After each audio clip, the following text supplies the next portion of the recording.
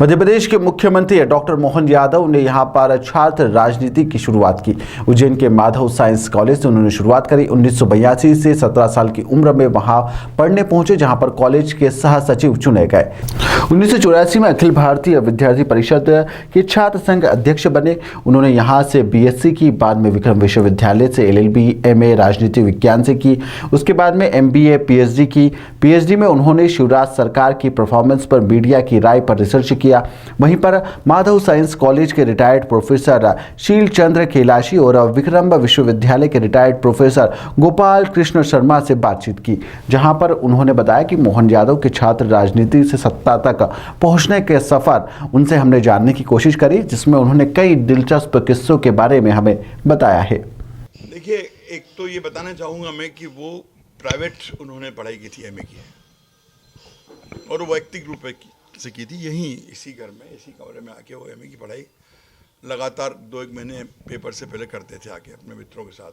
2-1 मित्र उनके साथ होते थे। सॉरी, उस समय प्राधिकरण के अध्यक्ष थे, काम बहुत होता था। फिर भी वो 9 बजे, 10 बजे, कभी 11 बजे, कभी 8 बजे 2-3 घंटे के लिए आते थे, लगातार वो पढ़ते थे हर परीक्षा से पहले, हर पेपर से पहले। क्यों, मैंने उन्होंने जब पीएचडी और एमए की बात की, मैंने कहा बहुत सिंसियरली आपको पढ़ना पड़ेगा, and I will help you, मैं मदद करूँगा आपकी। तो मैंने बिल्कुल उस समय बहुत व्यस्त होने के बाद भी उनको घर पे ही, मतलब जैसे अपन अपने भाई बहनों को पढ़ाते हैं वैसे ही पढ़ाया। और एमए की परीक्षा पास की उन्होंने, और अच्छे पास की। मतलब जब वो परीक्षा देते थे तो लोग दंग रह जाते थे, कितना लिख रहे हैं ये, एक के बाद एक कापियाँ भरना, लिखते चले जाना, गर्दन नहीं उठती थी उनकी। उन तीनों में हाईएस्ट मार्क्स भी वही लाए थे। खैर, उसके बाद मूल पर्पज़ उनका एमए करने का था, पीएचडी करना, क्योंकि राजनेताओं को पीएचडी करने की आकांक्षाएं पैदा हो जाती है। लोग बता देते हैं कि आप पीएचडी करेंगे, तो आप देखिए ना, अभी डॉक्टर मोहन यादव के रूप में जाने जाते हैं। पीएचडी का निर्णय लिया तो हम लोगों ने तय किया किस विषय पे की जाए। तो हम लोगों में लैब तो होती नहीं है, हम लोगों से सर्वे करते हैं, रिसर्च के बारे में जानकारी लेते हैं किसी एक पर्टिकुलर मुद्दे पर। तो 5 साल की सरकार थी उस समय मध्य प्रदेश की भारतीय जनता पार्टी सरकार, 2003 में बनी थी, 2008 तक। तो तय ये हुआ कि उस सरकार ने कैसा काम किया है सभी मामलों में, प्रदेश के विकास के मामले में, प्रदेश के निर्माण के मामले में, उससे मीडिया कर्मियों की राय ली जाए, आप ही लोगों की राय ली जाए। तो उन्होंने फिर एक सैंपल बनाया मध्य प्रदेश के अलग अलग हिस्सों का, और सैंपल बना के एक प्रश्नावली तैयार की गई। हम सब लोगों ने बैठ के उनको, उनके जो जिज्ञासा है उसको जोड़ते हुए प्रश्नावली उन्होंने तैयार की, सर्वे किया। आप जानते हैं, सर्वे करने के बाद तो कंप्यूटर से एनालिसिस हो जाता है, टेबल हो जाती है। भारतीय जनता पार्टी बारे में लोग जानते ही थे, बचपन से उस विचारधारा से जुड़े हुए हैं वो।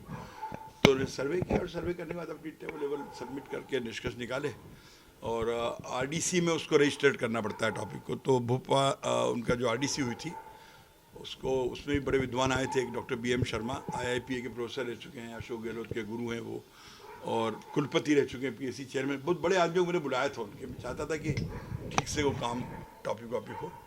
तो अच्छा बढ़िया इंटरव्यू दिया आरडीसी में उन्होंने, क्यों करना चाहते हो, मीडिया के बारे में क्यों करना चाहते हो, और जानना चाहता हूँ कि सरकार का परफॉर्मेंस क्या है, क्या राय है लोगों की, मीडिया की क्या राय है।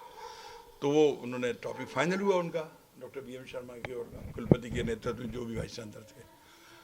उसका जब सबमिट हुई पीएचडी, तो फिर वो बड़ा अजीब सा इत्तेफाक है कि उसमें जो एग्जामिनर थे वो भी बहुत बड़े आदमी, हिंदुस्तान के लोकसभा के वो राजस्थान के जोधपुर विश्वविद्यालय के कुलपति थे, प्रोफेसर लोकेश शेखावत, बड़े आदमी हैं, उनकी विचारधारा के भी इत्तेफाक से हैं वो आए थे वाइवा लेने के लिए। उन्होंने थीसिस जांची, एक एग्जामिनर थे, मुझे याद नहीं उनका नाम क्या था, और उन्होंने पीएचडी की परीक्षा के लिए तिथि की एक औपचारिकता होती है बाद में वाइवा की, मौखिकी की, उसके लिए वो आए। उन्होंने, क्योंकि कुलपति थे, व्यस्त होने का टाइम दिया उन्होंने जन्माष्टमी का। तो इत्तेफाक ये था कि जन्माष्टमी का दिन था, डिपार्टमेंट खुलवाया गया।